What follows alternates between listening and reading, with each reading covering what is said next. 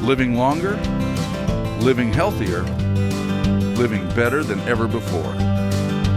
Welcome to Mountain Pacific's Healthy Living for Life, a weekly series that gives you the information, education, and expert insight you need to become an active participant in today's ever-changing healthcare climate.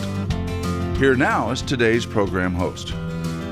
Chronic obstructive pulmonary disease, or COPD, can be sneaky. The disease is often not discovered until it's advanced, making treatment more difficult. That's why it's important to know the early warning signs. Welcome to Healthy Living for Life, a show dedicated to helping you do just that. I'm your host, Lisa Sather. Today we'll learn about COPD and being on the lookout for breathing problems that are not just part of getting older. Stay tuned. Welcome back. 16 million Americans have chronic obstructive pulmonary disease, and experts think millions more have it and don't know it. Joining us this morning to talk to us about COPD is Becky Wozniak. Thanks for being here, Becky. Thanks for having me. Absolutely. So people may not realize that COPD is an umbrella disease. So can you talk to us about what that means and what COPD is? Yes. So we call it an umbrella disease because it's not just one condition. It encompasses a few conditions, and the two most common are emphysema and chronic bronchitis. And these are diseases that make it harder for people to breathe and get oxygen in and out. So can you talk to us about what happens to a person's lungs, actually physiologically, when he or she develops COPD? Absolutely. So emphysema specifically is a disease where the air sacs in the lungs are damaged, and they actually get larger and they can burst open. This traps air, so it makes it hard when you're breathing. It's hard to take in fresh air because there's all this air trapped in your lungs, so it makes people very short of breath. And in the case of chronic bronchitis, there's a lot of inflammation in the lung tissue, and this inflammation makes the airways smaller and makes it much harder to get air in and out. How serious is COPD? In fact, can it even be fatal? It definitely can be fatal. This is a very serious condition, and it is progressive. So if it's not treated appropriately, it can certainly be fatal. And it's in fact one of the biggest causes of death in the United States. So I understand statistics show that women die more often than men from COPD. Do we know why that is? Not specifically, but we have some thoughts on that. A lot of women in the 1960s were very targeted by cigarette and tobacco companies to get into smoking. And now we see those young women are now more elderly, and the effects of that smoking is starting to show in the form of COPD. We also know that women have smaller lungs generally, and estrogen might play a role in making COPD worse for women. And I also see a lot of women in my practice who maybe downplay their symptoms and don't tell their doctors how serious their symptoms are, and so we don't find it until it's further along. So do we think that smoking is maybe one of the major causes of COPD then? Definitely, but it's not the only cause. Smoking is definitely one of the more known causes of COPD, but any sort of chemical exposure, dusts, various pesticides and other sorts of lung irritants can cause COPD as well. And not everyone gets COPD from an exposure. Some people can have a genetic condition. It's an alpha-1 deficiency.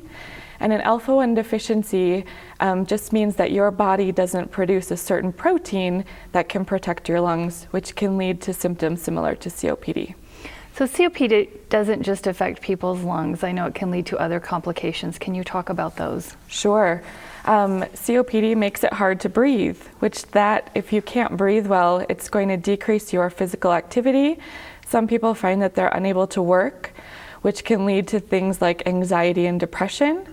They aren't able to do the things they want to do, so it leads to a lot of social isolation. And we know that COPD is usually attributed to several other chronic conditions like heart failure, diabetes, asthma, things like that.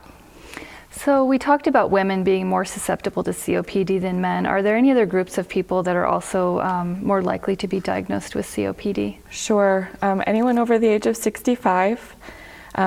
For some reason, we know that American Indians and Alaskans tend to be more prone to COPD.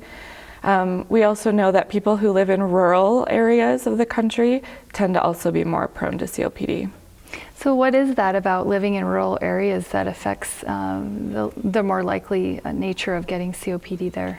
A lot of people in rural areas generally work on their own. They work on ranches or farms. They don't have health insurance.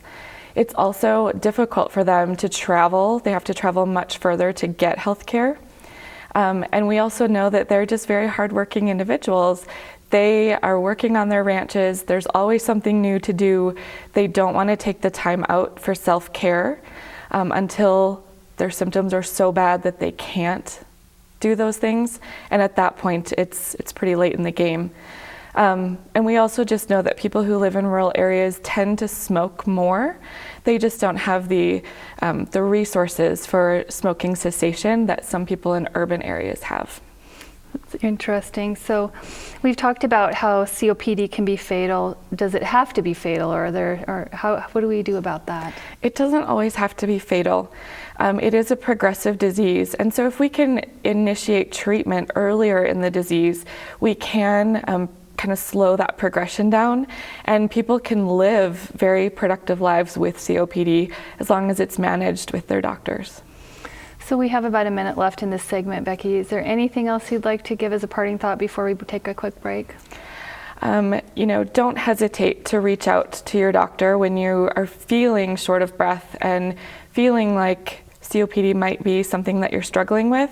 There are treatments available, and we can help with that. There's an awful lot of commercials on TV that talk to this too as well. So we're seeing that, and I think the awareness is really becoming more obvious to folks. Absolutely. We're going to take a quick break. I want to thank you very much for the information that you've shared so far. Thank you. If you'll stay with us, we'll be back in a few minutes. Okay. Next, COPD often goes undiagnosed because people don't recognize the symptoms. We'll talk about the warning signs you need to know so COPD can be caught early and how COPD is diagnosed. Stay with us.